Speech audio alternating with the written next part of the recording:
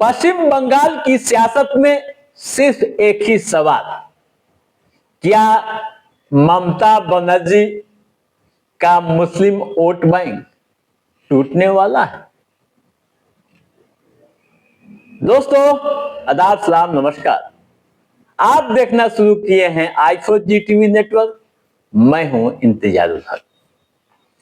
आज के इस खास वीडियो शो में हम बात करेंगे पश्चिम बंगाल की मौजूदा सियासत के बारे में। चुनाव का समय जैसे जैसे करीब आ रहा है, ठीक उसी तरह से यहाँ का सियासी पारा चढ़ने लगा है। सियासी पारा चढ़ने के साथ निगाहें बंगाल की 30% आबादी वाले मुस्लिम समाज पर टिक जा रही है। ममता बनर्जी से नाराजगी की बातें भी आ रही है, जिसको ले यह सवाल पूछा जा रहा है। चर्चाएं कई तरीके से की जा रही है। खबर यह भी है कि मुस्लिम नेता अलग चुनावी फ्रंट बना रहे हैं। दोस्तों, हम टू द पॉइंट आपको बताने जा रहे हैं। ध्यान से सुनिएगा, समझिएगा और इस मामले में आपका नजरिया क्या कहता है, अपना सुझाव कमेंट बॉक्स में जरूर दीजिएगा। उत्तर प्रदेश के अयोध्या में राम मंदिर बनने के बाद बाबरी मस्जिद की चर्चा लगभग समाप्त हो गई थी, लेकिन पश्चिम बंगाल चुनाव से पहले मुर्शिदाबाद में बाबरी मस्जिद चर्चा का विषय बनी हुई है। बेलडंगा में लाल ईंटों के ढेर पर एक अस्थायी मंच बना हुआ है। बैनर भी लगाए गए हैं। उस पर लिखा है, यह बाबरी मस्जिद का स्थल होगा। जिस जमीन पर मस्जिद बन रही है, वहां 1 दर्जन से अधिक अस्थायी स्टॉल लगाए गए हैं। अयोध्या के बाबरी मस्जिद की तस्वीर भी यहां लगी हुई है। टीएमसी के निष्कासित विधायक हुमायूं कबीर की पहल पर यह काम हो रहा है, यानी बाबरी मस्जिद बनाई जा रही है। आपको बता दूं कि हुमायूं कबीर अपनी एक अलग पार्टी जेयूपी बना चुके हैं और विधानसभा चुनाव में 135 उम्मीदवार उतारने का ऐलान कर चुके हैं। टीएमसी पर अल्पसंख्यक विरोधी होने का वे लगातार आरोप लगाते रहे। वे यानी हुमायूं कबीर मुसलमानों से एकजुट होने की भी अपील लगातार कर रहे हैं, लेकिन सवाल यही कि क्या हुमायूं कबीर के आह्वान पर, अपील पर मुस्लिम समाज टीएमसी से दूर हो पाएगा? दोस्तों, अलग कहानी कुछ और है। यहाँ SIR की वजह से भी उथल पुथल की स्थिति बनी हुई है। टीएमसी अध्यक्ष व मुख्यमंत्री ममता बनर्जी भाजपा पर मतदाताओं को मताधिकार से वंचित करने का आरोप लगा रही हैं। कई बयान आप उनके सुन चुके हैं। गैर टीएमसी व गैर बीजेपी के एकमात्र विधायक नौशाद सिद्दीकी एक अलग फ्रंट की बात करने लगे हैं और जैसे ही उन्होंने अलग चुनावी फ्रंट बनाने की बात कही। हुमायूं कबीर ने भी समर्थन कर दिया।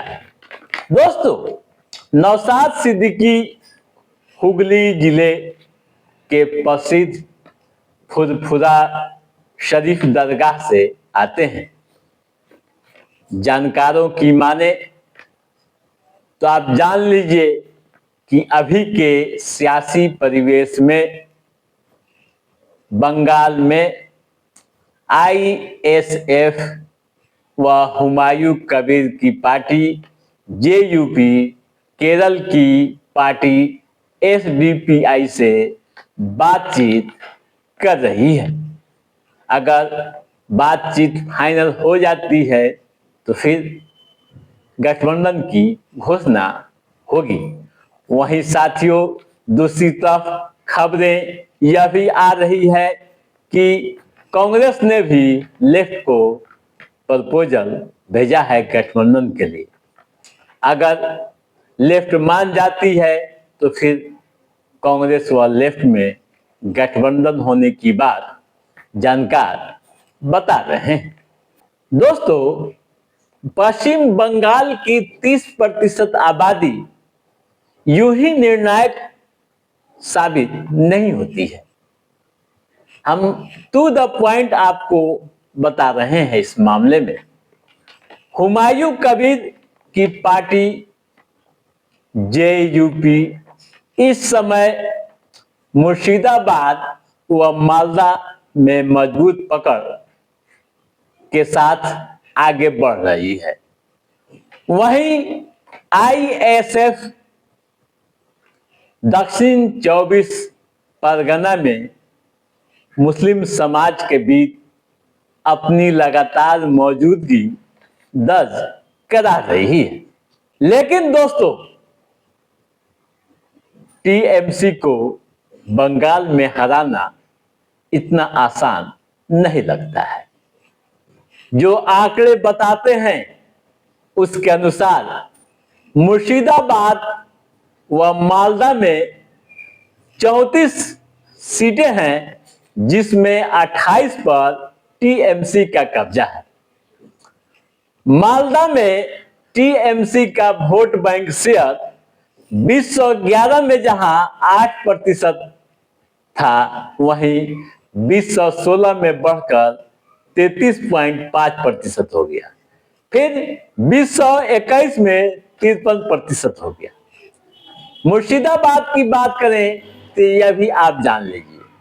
मुर्शिदाबाद में 2011 में वोट प्रतिशत जहां मात्र 6% था, वही 2016 में बढ़कर 31.8% हो गया और फिर 2021 में 54% हो गया।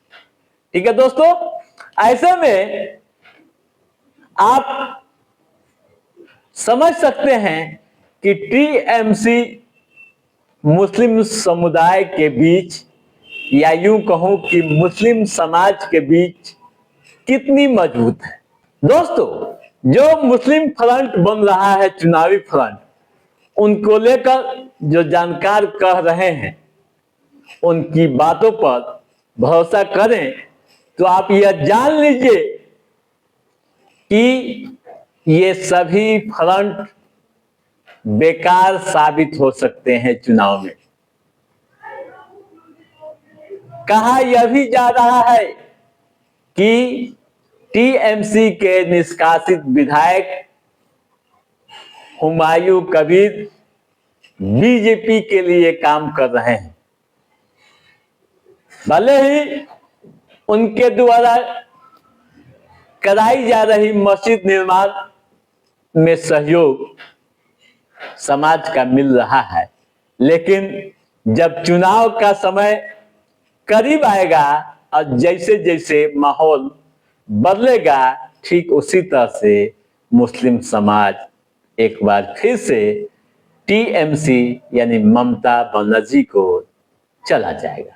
वैसे साथियों, अभी चुनाव में क्या होगा, वहां की जनता, खासकर मुस्लिम समाज, एक बार फिर से टीएमसी की ओर एकजुटता दिखाते हैं या बढ़ते हैं यह तो समय तय करेगा, लेकिन साथियों आप क्या सोचते हैं, आप अपना अनुभव हमें जरूर बताइएगा। तो दोस्तों आज के इस एपिसोड में बस इतना ही। कैसा रहा हमारा ये एपिसोड आप लाइक और कमेंट करके हमें जरूर बताइएगा। यदि आपने हमारे चैनल को सब्सक्राइब नहीं किया है तो सब्सक्राइब भी कीजिएगा, ताकि इस तरह की महत्वपूर्ण राजनीतिक गतिविधियों संबंधित जो भी कोई अपडेट हो उसे हम समय समय पर आपके बीच पहुंचाते रहेंगे। तब तक आप अपने दोस्त को दिए इजाजत। नमस्कार।